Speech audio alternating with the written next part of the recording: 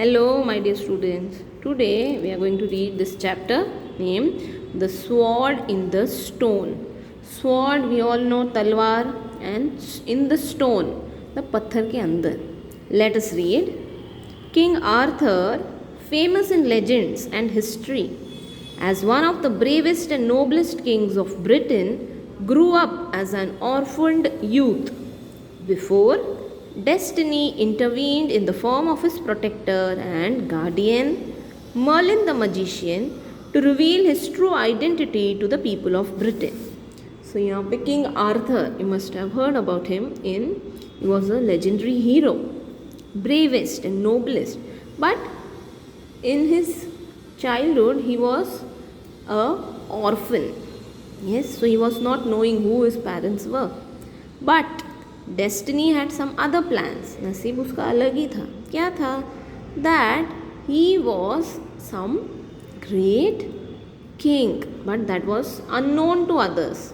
तो ये किसने लेके समझाया, सामने आके किसने बताया? Merlin the magician. And she revealed the true identity. उसने बता के दिया कि ये किंग आर्थर एक्चुअल में कौन है. In ancient Britain, at the time when the land was invaded by wild barbarians, the good and noble Lord Uther fought them bravely and drove them away from his land. So तभी के ज़माने में सब ill-mannered and looters, उन लोग लूट करने वाले उन लोगों ने बहुत सताया ब्रिटेन में. तभी Lord ऊदर, he had come and he fought against them bravely and just drove them away. उनको सबको भगा दिया, wild barbarians को.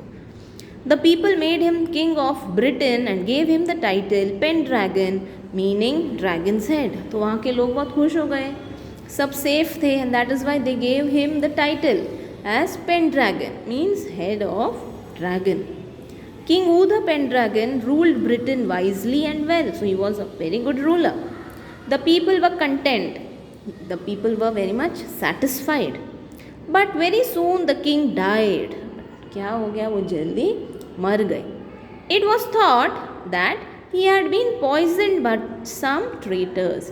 ऐसे बोला जाता था कि उनको किसी ने पॉइजन दे दिया, उनके by some traitors, गद्दार लोगों ने, the one who is not properly, the one who is against him.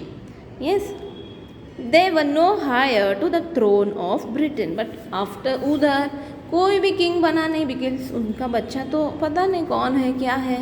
So who will be the king? The powerful lords and knights who had been kept under control by King Uther now began to demand that one of them should be crowned king of Britain. So King Uther जाने के बाद जो भी kings थे, lords थे, yes, जो under control थे, उन लोग चुपचाप रहते थे उधर के टाइम पे. But as soon as he died, everybody came up that they want to become the king of Britain. Rivalry grew amongst the lords and the kings and the country as a whole began to suffer. दुश्मनी हर जगह, सब लोग झगड़ा कर रहे हैं और कंट्री इसकी वजह से खराब, सब पब्लिक बेचारे सफ़र होने लगे. Armed robbers roamed the countryside, pillaging farms and fields. गुंडे यहाँ वहाँ फ्रीली घूम रहे हैं, लूट रहे हैं फार्म्स को, फील्ड्स को. People felt unsafe and insecure in their own houses. Fear gripped the country and lawlessness prevailed over the divided kingdom.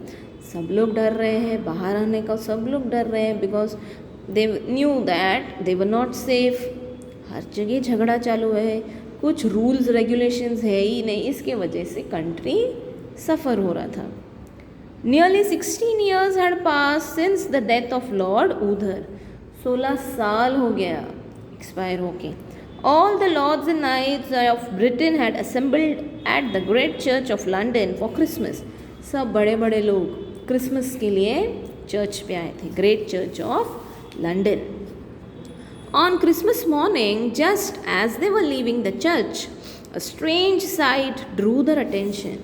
So church होके जा ही रहे हैं तो उनको कुछ एक अनोखा दृश्य दिखा. In the churchyard was a large stone, and on it an anvil of steel, and in the steel a naked sword was held. So वहाँ पे क्या था? एक तलवार लगाया था एनविल के ऊपर. आप लोगों ने देखा रहेगा तलवार का stand. And about it was written in letters of gold, Whoso pulled out the sword is by right of birth king of England. So जो कोई ये तलवार को पुल कर सकता है, he is the correct heir to the king of England. So he will be the king of England. Many of the knights could not hold themselves back. बहुत सारे किंग लोग को देख के रहा नहीं गया. They rushed, fancying themselves as future kings. They rushed to the stone and attempted to draw the sword from its steel anvil. So तलवार को वो स्टील के पत्थर के यहाँ से निकालने का कोशिश कर रहे हैं. They pulled with all their might, but none of them could so as much move the sword. Everybody tried, but they were unsuccessful. Obviously, the man who might draw the sword and prove himself to be our rightful king is not amongst us this morning, said the archbishop. जो head priest है, उन्होंने बोला, okay, nobody is able to pull out the sword. That means you are not the rightful king. However, every man who wishes to try his hand at drawing the sword is free to do so for the next few days. So, क्या बोला? जिसको भी करना है, try करना है, they can do it. He who draws the sword will be crowned king. So whoever pulls the sword will be crowned as the king. And to celebrate the appearance of this magnificent sword and prepare ourselves for the arrival of our future king, we will hold a magnificent tournament on New Year's Day. तो उन्होंने बोला ये celebrate करेंगे हम, जो कोई नया king बनेगा. यस, इसके लिए we'll have some magnificent, special, splendid program on New Year's Day. So on New Year's Day, a great number of young and brave knights gathered to attend the church service. So उस दिन पता चलने वाला था कि कौन होगा future king of Britain. Yes, so everybody had gathered. After that, they met in the field nearby to participate in the great tournament.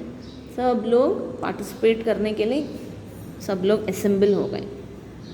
Dukes and counts, earls, barons and knights crowded onto the field. So, सब लोग जिसको जिसको आके बनने का इच्छा था king. So they all had gathered. Among them was Sir Ector, a noble knight. उनमें ही एक Sir Ector करके थे. He was very noble, very good. He was accompanied by his two sons, Sir Kay and young Arthur.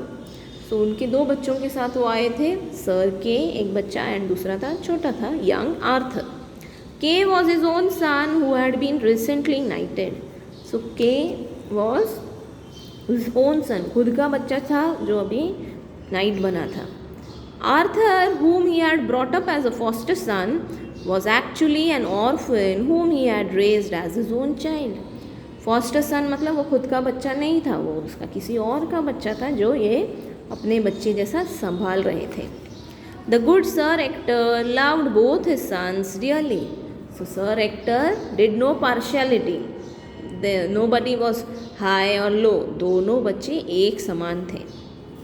As Sir Kay was preparing to join the tournament, so Sir Kay wanted to join the tournament. उसको भी try करना था, उसको भी बनना था King of Britain.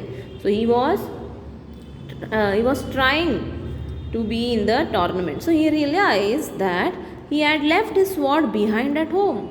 बोला oh no, मैं तो मेरा स्वॉर्ड जो है, तलवार जो है, अरे वो तो मैं घर पे ही भूल आ गया. Hastily he summoned his younger brother and said to him, Arthur, you want me to win this tournament, don't you? Then you must help me out. Take my horse and gallop home as fast as you can.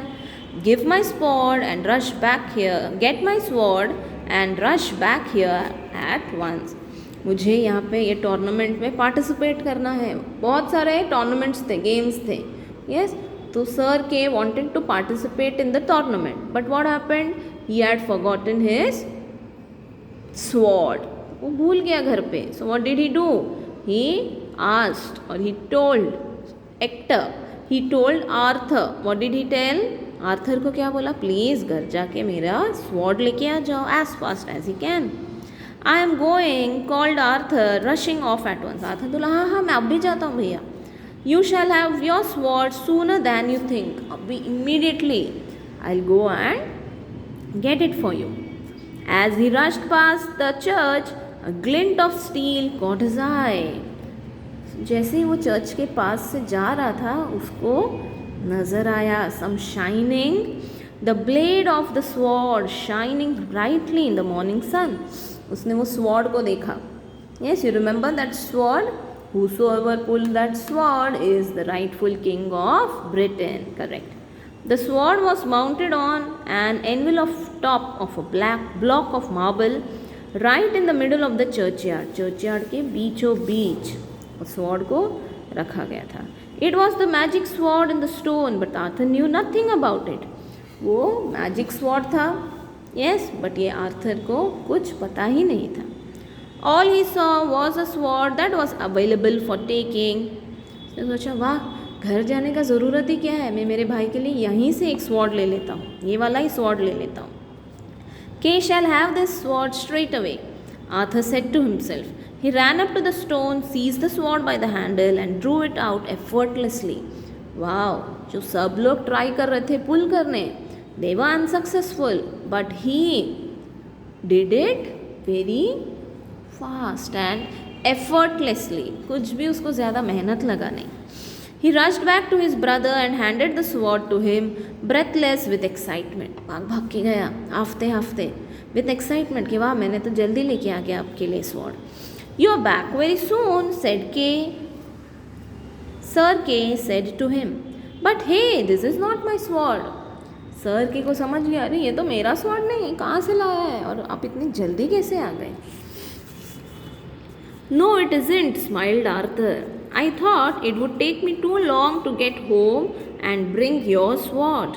मुझे लगा घर जाके लेके आने को बहुत time लगेगा.